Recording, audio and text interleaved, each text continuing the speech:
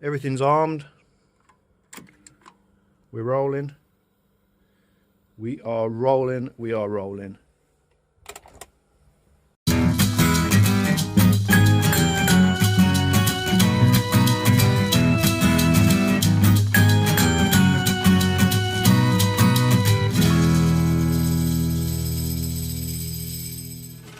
Hey, how's it going? Andy Pickering here.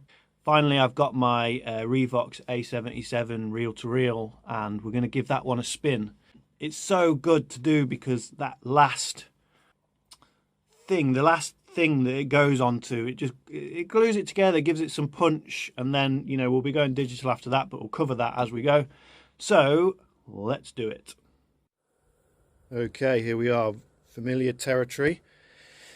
We've got the tape on the 4-track, the tape out, as you remember, everything's set up the same as the last video. So if you've not seen the last video, go and check that one out, the one before this, if you want to see the breakdown. We've got the 4-track coming in down here. I've got a compressor patched in here that I just need for one thing. Everything else has been already processed. And we've got the 4 tracks on here, on these faders here.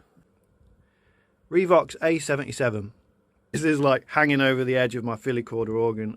It's not ideal. I said in the last video it was going to go there, and then I realised it's just right in the way. So I've got brand new RTM tape on there. And like I say, it's freshly serviced. I've had the heads relapped, it's been recapped, it's been calibrated, lined up, you know, all that sort of stuff, which if you want to be using reel-to-reel for professional or semi-professional mixdowns or anything like that, you have to have all that work done because they're so old. I mean, this machine I think it's a Mark 1 and it's from the late 60s. And yeah, same as before, I've got the mix coming through, but it's coming through on here. So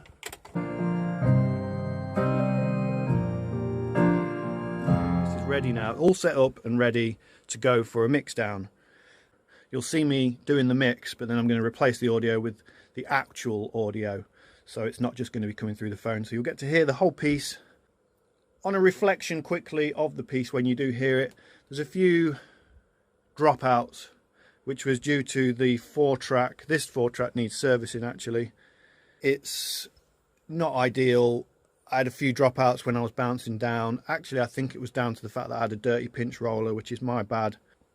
And I'm going to get that sorted for the next, well, I've actually got another 4-track being serviced at the moment by a guy called Calum Davidsons, who is unbelievable with these machines. I'll leave a link to his channel below if you're ever in the UK and you want your Portastudio servicing. He's got a YouTube channel where he breaks down everything Portastudio, and his knowledge goes millions of miles beyond anything that I know about these things. But yeah, I had a dirty pinch roller and I was getting dropouts. Now, it might not have been that. There's so many reasons why it could have been. I thought it might have been the tape. Who knows? Right then, here we go. Everything's armed. We're rolling. We are rolling. We are rolling.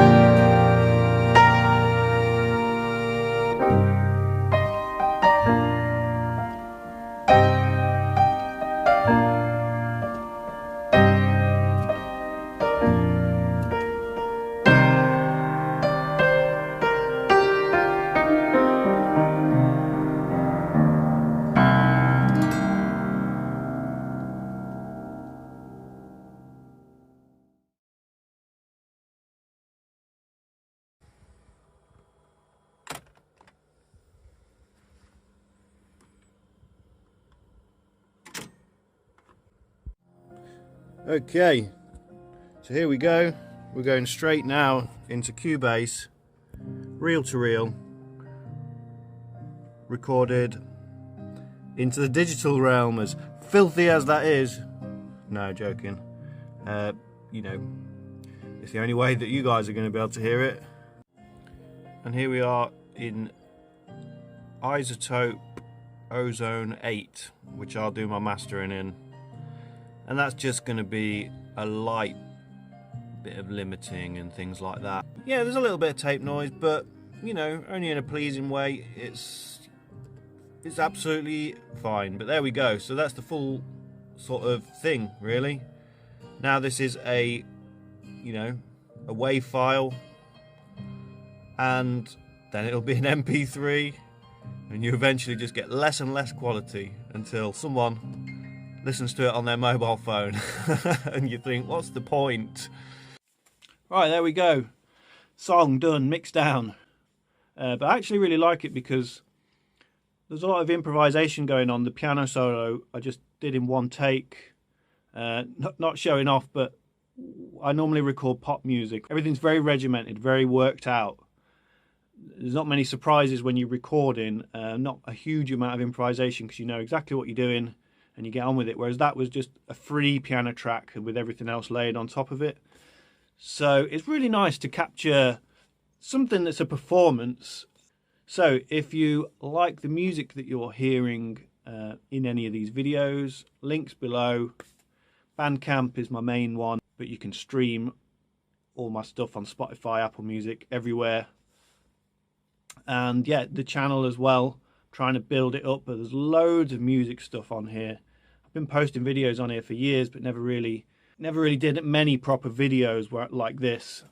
So I'm hoping to do a lot more in the future. And then there's also stuff from the Telmos, which is my band with other musicians.